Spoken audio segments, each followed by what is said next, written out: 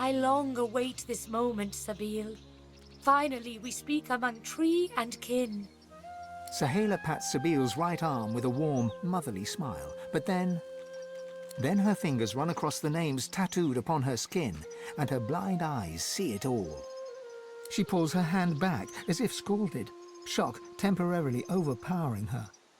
My child, what is wrong? These names, they're the names of the dead, of the scions of our people. You know what it means to be on my skin. The names, they are scions. Of course, your servants, your champions, your worshippers. Do you not remember, Sebille? You are the prime Scion. You're like I am, only far greater. I am but a limb, a branch where once there were many. You are the heart. You are the hope for our new homeland, the promise of our future, the very reason we do not give in to despair. You speak falsehoods. If I were a scion, I'd know it. I'd feel it with every beat of my heart. Your heart's been dulled. You're confused. You're conflicted. And all because... Her darkened eyes scour her body with an uncanny intensity. All because of this.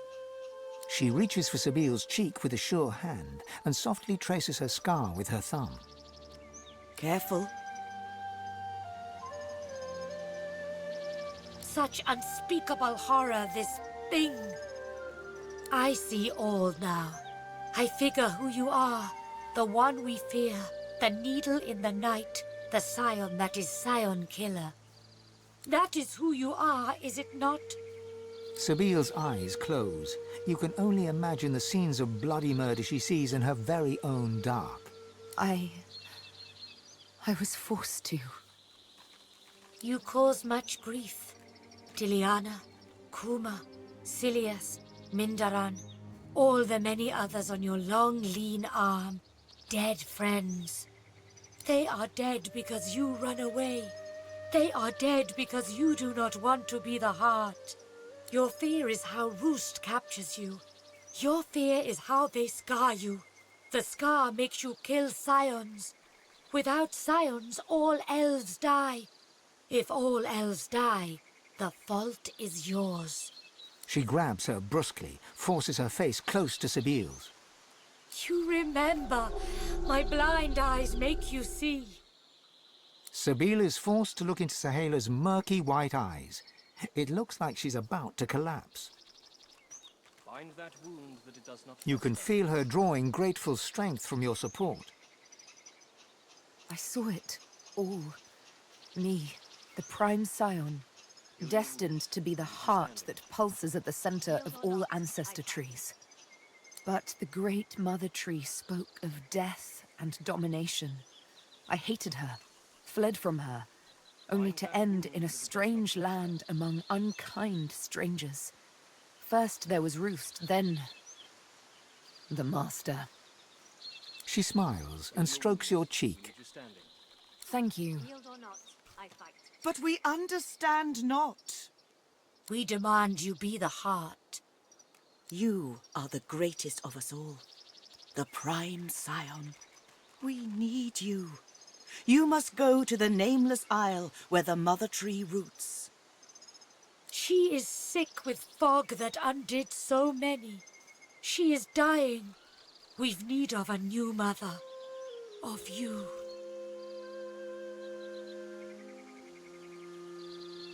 Her words are wise, Sebille. They have a certain ring to them. Sebille is her own calm self again. Her eyes trace a bird of prey, black against blue in the sky. The mother, the master. We'll see. It is not a decision for today. But the nameless isle awaits. The great mother calls you with every breath of wind that rustles through her leaves. Heed her call, Sebille. It rustles for you. You are a new mother to us all. The heart that beats in our every chest. To be the heart or to be heartless? Is that it? Wouldn't count your chickens just yet. My dearest friend, the one who saves me. You give us everything. Thank you for helping me. Without you, I am already dead. You save us all. My girl is back. Our Scion is back. I know what you need, and I can help you. We can help you. She crouches down, placing a hand on the earthen ground. Can you hear them? Their roots stretch beneath us, even now. I will link you. You will hear them. They will feed you. Increase the source in you. Increase the power. She leans toward you, her veiled eyes directed toward the ground. The slightest of smiles plays over her lips, then vanishes. Good. Very good. Hold your hand to the ground. I hold my hand over yours. We breathe together. We call the spirit of the trees to us. Close your eyes. Inhale. And exhale. Inhale. And exhale. Inhale. With each in-breath, the voices flutter in, whispers at first, then gentle murmurs like water over rocks. The wind of the voices enters you as you and Sahela breathe together. It travels down your throat, into your belly, around your heart. Suddenly, your blood runs icy cold, then warms again. The wind seems to search you for space it can inhabit, but it is expelled with your next outbreath. Ah, you are replete. You open yourself to a great deal of source already. There is no space for us, no space for the trees. There is little more to do then. I must go, and so must you. But take this. Perhaps it helps you on your journey. You feel my gratitude in it. You feel my thanks. I give you something too. A thanks. Take this spear. It destroys evil. It helps you. You help us more than you know. We make arrangements. We travel soon. I must meet someone who can help us. I say no more than this, that I do wish you good luck. And perhaps we meet again someday.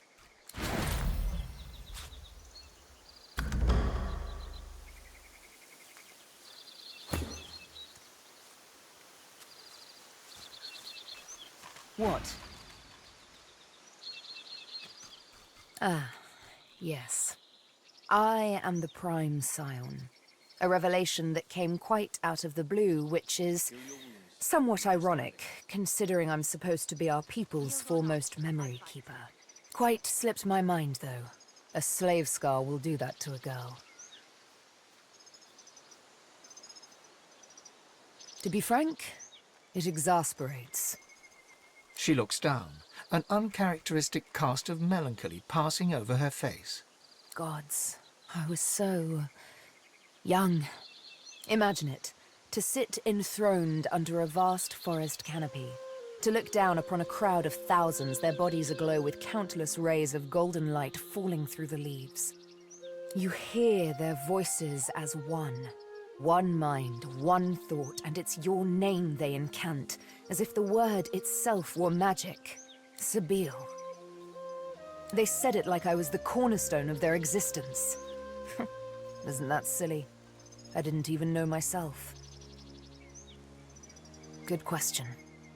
It's a very lonely thing, indeed, to be the object of a people's worship. What is revered is feared at the same time.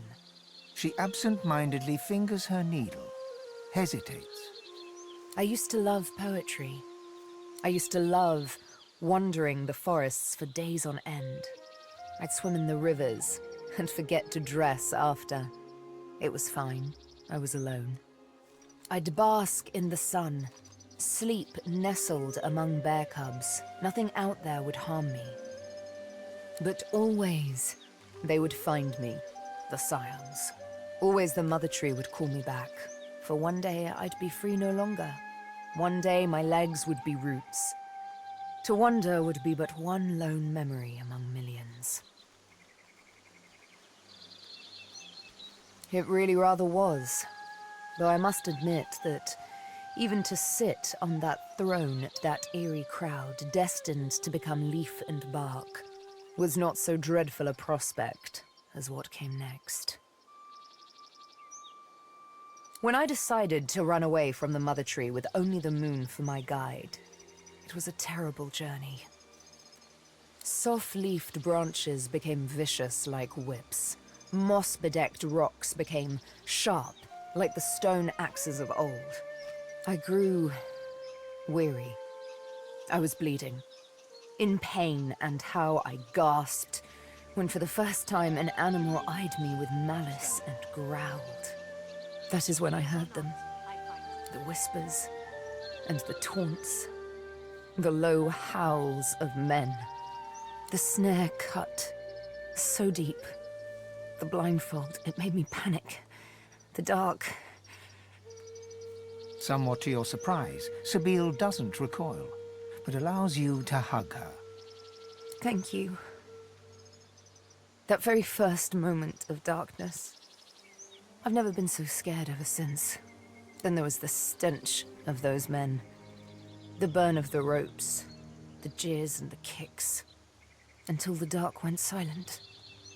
Even those barbarians didn't dare speak in the presence of the Master. But I'll not speak of him and his methods. Not now, anyway. If ever.